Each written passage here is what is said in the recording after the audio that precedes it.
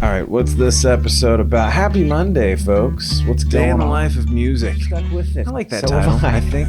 Are we already at episode? I was walking my dog. The Monday series all four of our shows that I'm doing. It's not like back to back. Really a podcast. And I called you and this is the raddest EP ever. We have to do it. And we did. So that was yay for us. Happy Monday, folks. Today, we're having a conversation with Jim Lauderdale. Now, this is actually an interview that I did for my documentary, Home on the Road, it was released in 2020. This conversation happened probably 2016, 2017. That's around the time that we were actually introduced. There's a lot of players that I was working with around that time and still work with, like John McTeague, who I'll be introducing you to soon, next couple of episodes. I've been in circles around Jim and Buddy for a long time. Buddy Miller, this was at Buddy Miller's studio, and I interviewed Buddy the same day, also for the documentary. And that conversation was very similar between both of those guys. They've just been doing this for a long time, and they've seen the industry go through these changes that were, I don't want to say unpredictable, but this industry has just become something very different in the last 30, 40 years. It's constantly changing, it's constantly evolving. And there's a message here, though, that's a through line. It's still relevant to today. I've been having a lot of conversations with people about AI and the impact that that's going to have on artists and writers and producers and just music in general, the way we receive music. But what's interesting is that not just technology, but because of technology and labels kind of chasing their tail and these algorithms with these DSPs and everything else, there's certain ways that we have to market and promote the music and put the music out there. And I guess to me, the message that comes across is it's more about staying true to yourself as an artist and continuing to do what's important to you, versus trying to chase the tail of whatever it is the label is telling you that's needed, the industry is trying to throw out there that you have to do. All of these tools, radio, the performances where we make money, radio, streaming, those tools are all only ever going to be advertising tools. They're just ways of getting you in front of people. The message that you're putting out there in the world is really what's important. It's what's being received, it's what's being heard. So anyway, this whole conversation really resonated with me at the time. It still resonates with me now. I think it'll resonate with you today. So I hope you enjoy it. It's a short interview. It's a dedication to Jim because he just got inducted into the Nashville Songwriters Hall of Fame. He's a Grammy-winning artist. You probably have heard of him. If you haven't heard of him, this is a great introduction to him in his own words about what a day in the life of music is all about, and a little bit about what success means to him with some really cool, relevant stories and all of that. So the only thing that I have to plug today up front is the record, If This Is Love, the single, is coming out next Friday on the 24th, I believe, whatever that Friday is next week. So October 24th, check that out. All the DSPs everywhere. If This Is Love. My name, Joshua Caleb Smith. Go give it a listen. Give me some streams if you don't mind. And then in a few more weeks after that, November, it's the 2 weeks before Thanksgiving, I believe, maybe the second week of November. So I'm going to say November 14th. But in November, I'm dropping the full EP. So the other two songs, it's a 4-song EP. It's a short EP. Go check it out. You got no excuse not to stream it. Super easy. This interview with Jim Lauderdale is for the Home on the Road documentary again. So if you want to go check that out, that's on Tubi. Go check him out if he's in a town near you. I know he's been touring a lot and is definitely playing around a lot of different places. Let's just dive straight in. It was a really, really beautiful and just wealth of information conversation to have had with Jim for that documentary, and can't wait to share it with you. Here we go.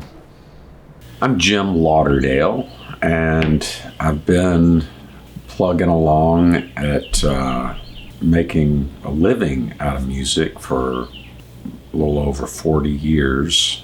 And still finding new ways to keep things going.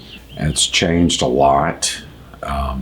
It used to be that having a major record deal was the end all.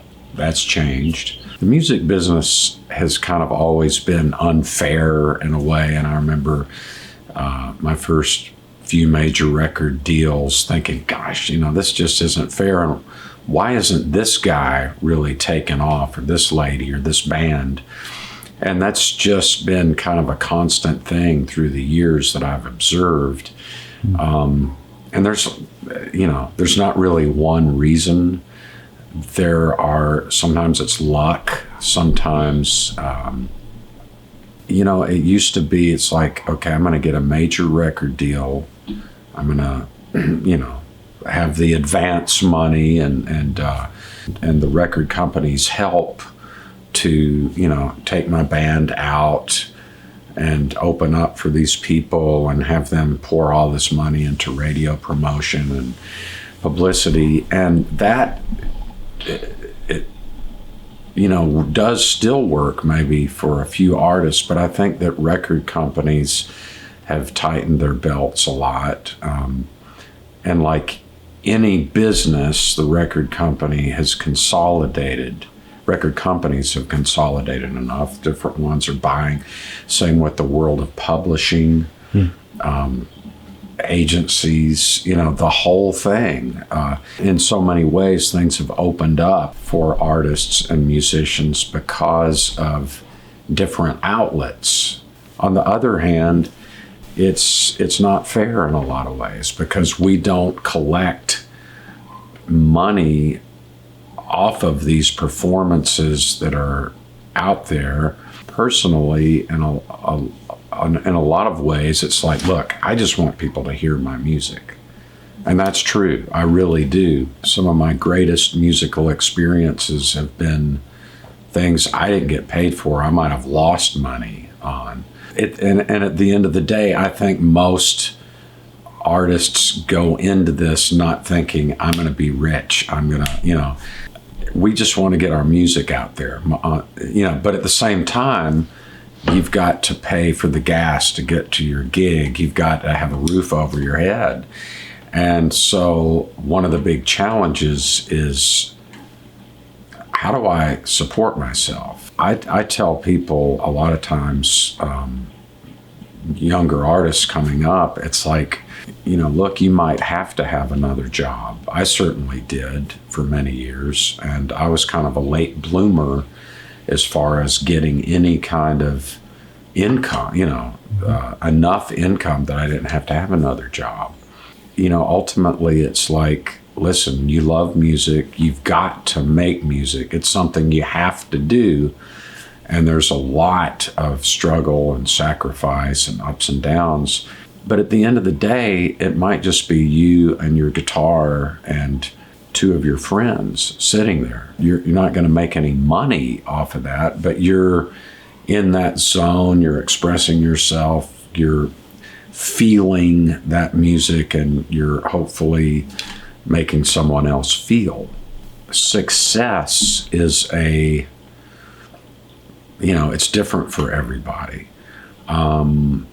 I've seen some, as I've been coming up through the years, I would do shows or whatever, opening up for people.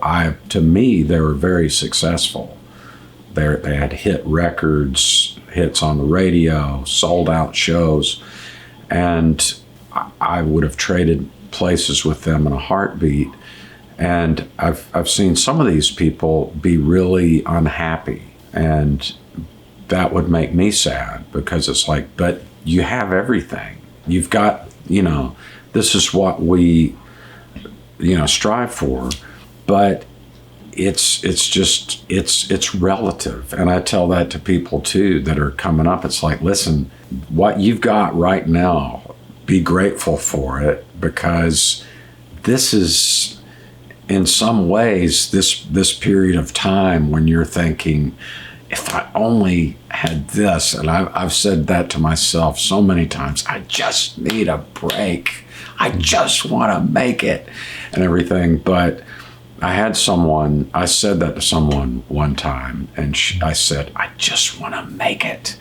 And she said, you have made it. And I said, what do you mean? And she said, because you can play your guitar, you can write a song, you can sing, you know, even if it's for me or a couple of people. That's what success is. And I remember thinking, it's like, you don't know what I mean, you know, but that is true.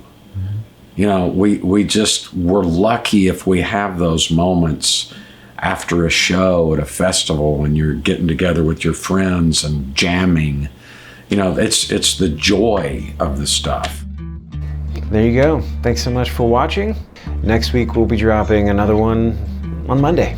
That's how we do this, every Monday. We've got 3 or 4 more episodes this season leading up to the week of my EP release. Like I said, that'll be in November. That'll be the last episode for this season, then we'll be back in 2026. So hope you enjoyed. We'll see you next week.